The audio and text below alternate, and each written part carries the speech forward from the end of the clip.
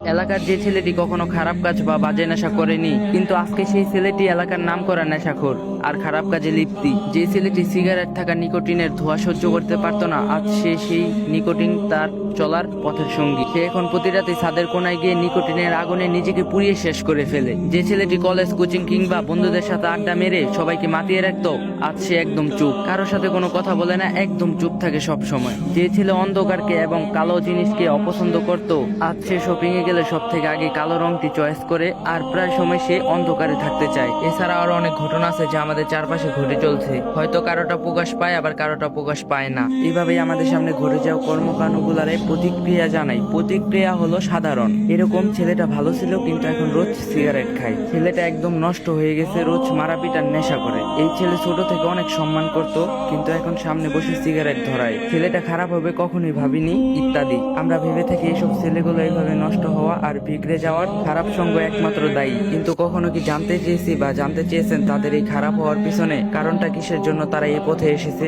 একটা ছেলে শুধু খারাপ সঙ্গ পেয়ে নেশার জগতে পা দেয় না, এর পিছনে জড়িয়ে থাকে পারিবারিক সমস্যা, না হয় কাছের মানুষের দেওয়া কষ্ট আর অবহেলা। আমাদের সমাজের প্রায় অর্ধেকের বেশি ছেলে নেশায় আসক্ত হয় প্রেমের বিচ্ছেদের কারণে, আর অল্প কিছু ছেলেরা হয় পারিবারিক সমস্যার কারণে। তখন এরা বেঁচে থাকার জন্য এবং পুরাতন স্মৃতিগুলা ভোলার জন্য নেশার জগতে পা দেয়। আচ্ছা, কতটা কষ্ট পেয়ে একটা ছেলে চোখের পানি ফেলে? হ্যাঁ, আপনাকে জিজ্ঞাসা করছি যে এই গল্পটা শুনতেছেন। আমার জানা মতো একটা ছেলেকে কখন আপনার সামনে বসে তেমন একটা কান্না করতে দেখবেন না, কারণ সে জানে সবার সামনে বসে কান্না করলে তাকে নিয়ে হাসি ঠাট্টা তামসা করবে, তাই সে নীরবে তার কষ্টগুলাকে বুকের মধ্যে লুকিয়ে রাখে, কারণ ওইখানে লুকিয়ে রাখলে কেউ দেখতে পারবে না, একমাত্র আল্লাহ ছাড়া। রাতে অন্ধকারে ঘরের এক কোনায় বা বিছানার উপর শুয়ে নিঃশব্দভাবে দু চোখের পানি ফেলে কেঁদে যাবে, চিৎকার দিয়েও সে কাঁদতে পারে না যদি তার বাসার কেউ কান্নার শব্দ শুনে যায়। বাসায় যে ছেলেটি খুব হাসি খুশি থাকতো, প্রাইভেট বা আড্ডা দিয়ে সবাইকে মাতিয়ে রাখতে পারতো, আজ হয়তো তার ভালোবাসার মানুষের কাছ থেকে অবহেলা পেতে পেতে দিন দিন এত বদলে গেছে যা কল্পনার করার বাইরে।